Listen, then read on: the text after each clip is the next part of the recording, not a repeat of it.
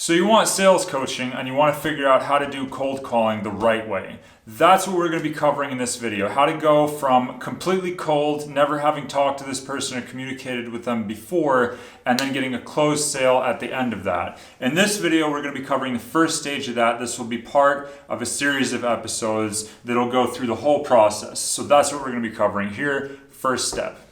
Hi, I'm RoyHoss, and on this channel what we cover is primarily going to be sales strategies, what it takes to get sales and be successful in the world of sales, including the marketing aspects to get up to that whole funnel, the sales funnel, sales coaching in general, everything that you would need to become successful in the world of B2B sales. If you haven't already subscribed, then consider subscribing. If you have any questions, comments, leave a like and a comment as well. Okay, so the thing with cold calling is that you don't know who you're talking to. You don't know them, you've never spoken to them before. Usually. There is semi-cold, where you actually have had maybe some interaction. Maybe you have their information through, let's say, a lead form, so you know a little bit about them, you know what kind of product they were interested in, but otherwise, for all intents and purposes, it's a cold call. There's basically going to be three elements that you need to make sure you cover in the first, most critical part of the call. The thing is that if you're getting a phone call from somebody that you don't know and they're contacting you, then you pick up the phone and what is immediately going through your mind? That's kind of how you want to think about this. What is that person thinking about when they pick up the phone? So if you're getting an unsolicited call, chances are what you're thinking is, who is this? Why should I care? And how long is this phone call going to take? Right? Those are going to basically be those three, and it might even be in that order. It depends. But again, it's going to be, who is this? Why should I care?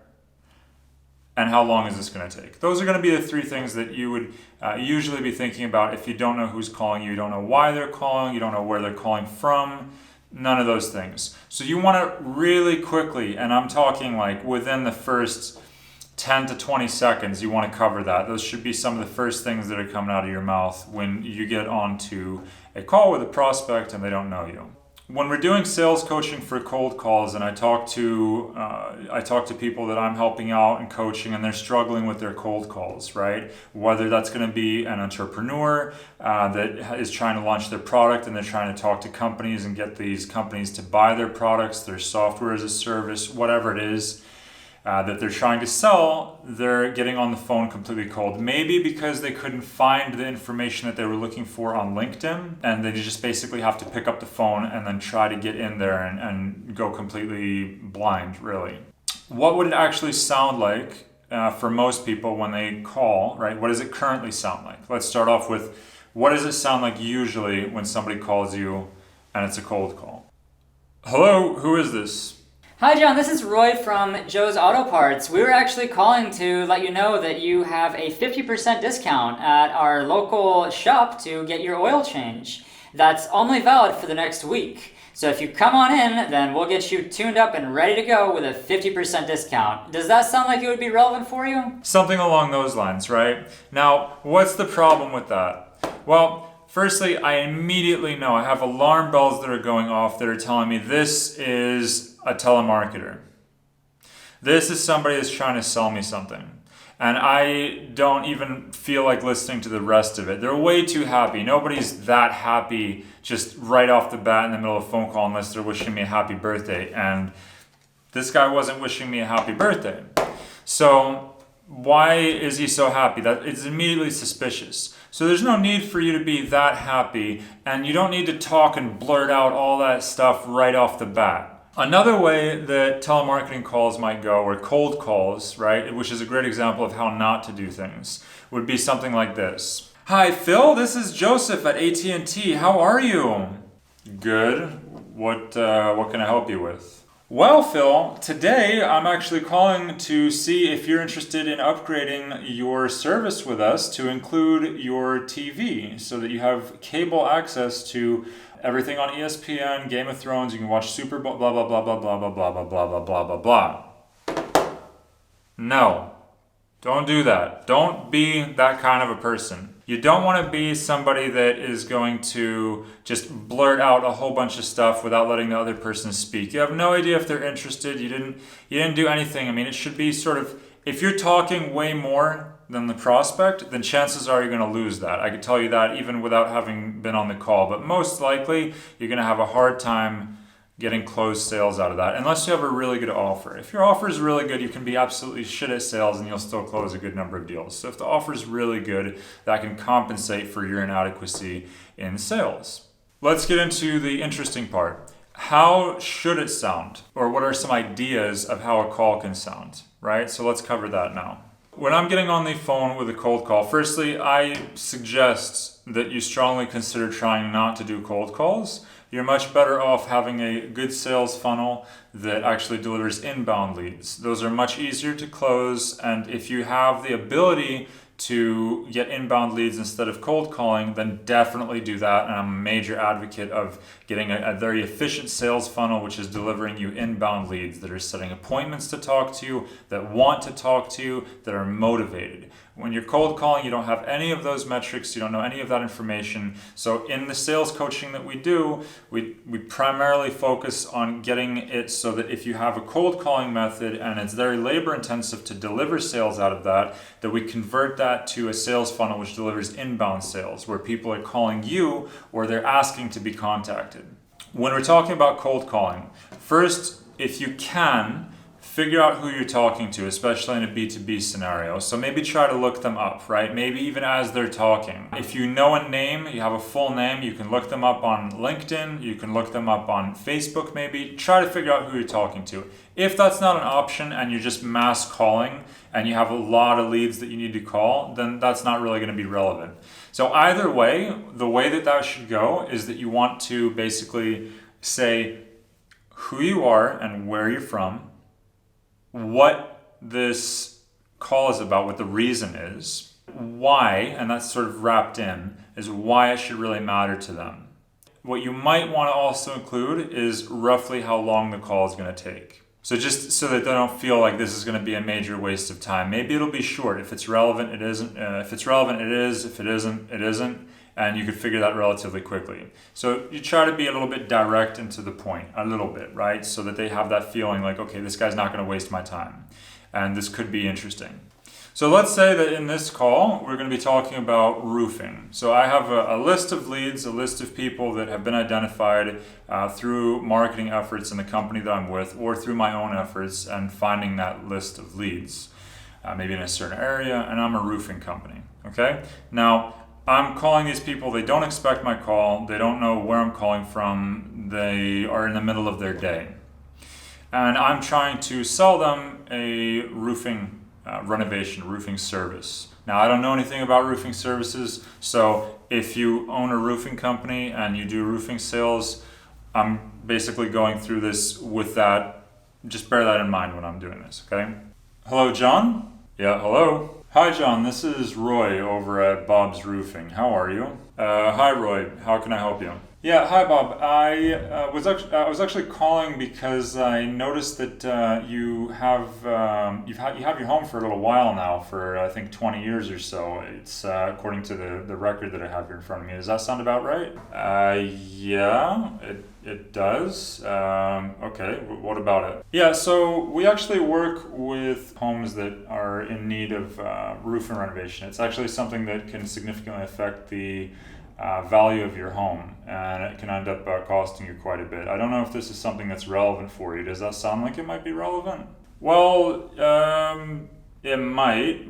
How much does it cost? Well, just before we get into that, I just wanted to get a better feel for where you're at and what what your roof is, what things look like for you in terms of your home, your roof, when the last time was that you did a renovation. Do you have a couple minutes? Yeah, I guess. What kind of information did you need? So now at this point, this is actually a conversation. Notice that I am not trying to immediately sell to this client. I'm telling him why I'm calling. I'm telling him where I'm calling. Now, if they're not interested at this point, then they're not interested, and that's a risk you always run with cold calls. The number of people that are just going to say not interested is relatively high. So if your offer is good, that'll help overcome that. If you know how to do your offer in such a way where a lot of people will be interested, then that'll definitely help. Now, that being said, that when I'm doing this, I don't sound overly excited, right? So it sounds like a normal person is calling them. And I'm not going to just give you an offer. I need to know a little bit about you, which sounds more legitimate, sounds more professional. So I'm coming in and I'm basically saying where I'm calling from. I'm asking him a question to try to get him talking immediately. Then I sort of bring up why I'm calling, and maybe my reason wasn't amazing, but again, I'm sort of making this up because I've never sold roofs before, but it's a similar process for whatever company or service you're selling. The next bit is that I'm telling him, okay, well, do you have a few minutes to talk, right? So that's my time resistance taken care of. And now I can actually get into the call. So I've gotten right past, in just those few short moments there, I've gotten past going through who is this, why should they care, and how long is this going to take? All 3 points within 10 to 20 seconds. I wasn't really counting, but it's fairly quick. It depends on how quickly they're going to respond, but it doesn't take a lot of time. The idea there is that now I can actually get into the real call and the actual sale. That is the opening of the sale. Now, at this point, there's a couple of items that might happen. One is that they're going to give you resistance immediately. It's like, I'm not interested. They might just say that. Now, what can you say if they give you that kind of resistance? So right now we're going into resistance, and this is like right at the first stage, you're opening. Okay, so like I said, in this sales coaching and for cold calling, this is just the first part of it, which is really critical, because the rest of it you can kind of adapt it from any normal sale. There's obviously what I consider normal and what I know works in our sales coaching is going to be a bit different than maybe what you know. It's something that we've done, that I've personally used to generate over 16 million in revenue.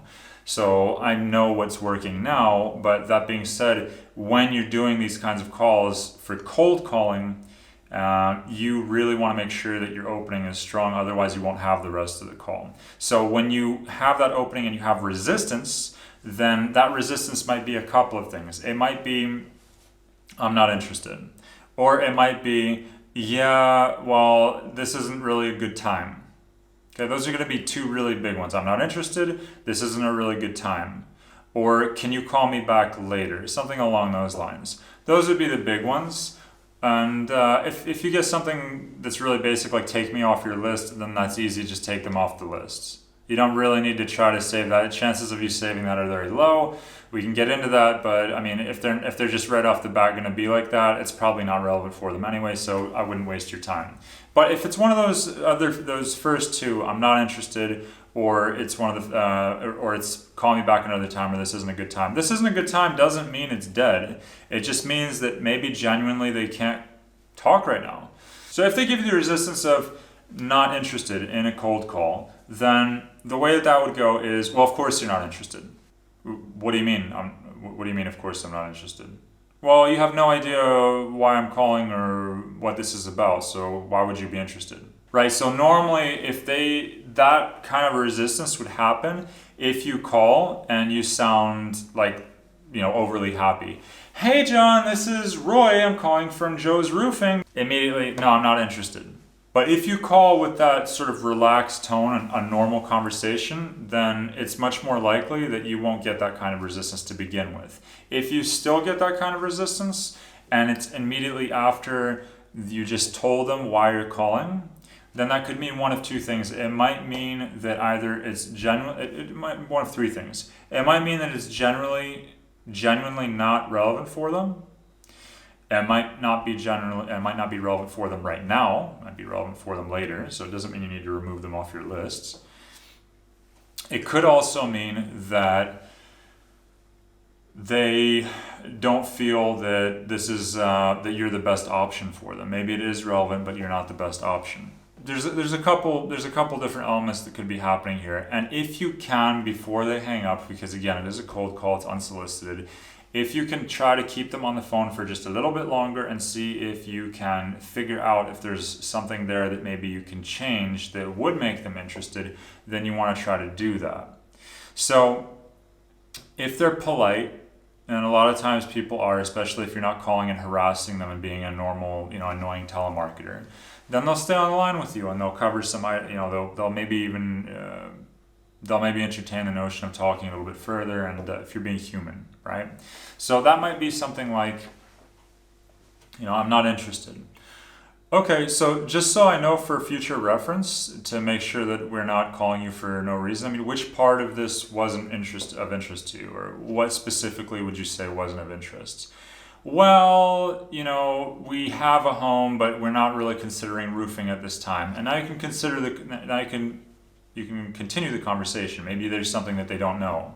Maybe there's something about roofing that they're missing in saying that they don't really understand that, well, if you don't replace your roof and you have to be doing that every so and so many years, the risk is that it can cause water damage. We actually had a client, a couple weeks ago that had $50,000 worth of damage because his roof was leaking, and it was actually 20 years old. You're supposed to replace them every 15 years. I don't know if that's, how old is your roof? Right? That you're continuing the conversation.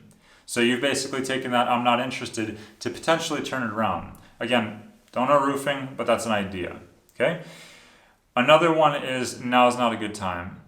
So you could say, okay, now generally when I hear that, that means that either you're not interested or is genuinely not a good time. Is roofing and actually making sure that you don't have water damage and that you have a high resale value for your home, is that relevant, or it's not relevant? No, it's relevant, but we just don't have the time. Or, no, it's generally not relevant. And that's fine. So now you know that you don't need to waste your time trying to chase them around to get a closed deal. So these are some of the items that you want to be considering when you are on the phone and you get through the door, and now you didn't actually make it into the home, but you're just in sort of just like where the shoes are, basically, right? Think about it that way. So you just got into the front door. So you made it through by having those three things taken care of. Who are you? Why should I care? How long is this going to take? You got through the door with that. And now you have to make sure that you can actually have a seat, so that you can get comfortable a little bit. Now, if they're immediately, just as soon as you enter, they're telling you, you know what, not interested, not a good time, then you basically need to see if there is something that you have common ground on, or if genuinely you're not at the right place at the right time, with the right people. So stick around for the next one coming soon. Make sure you're subscribed and you'll be notified of the next video as soon as it comes out. Thank you very much for watching. RoyHoss, over and out.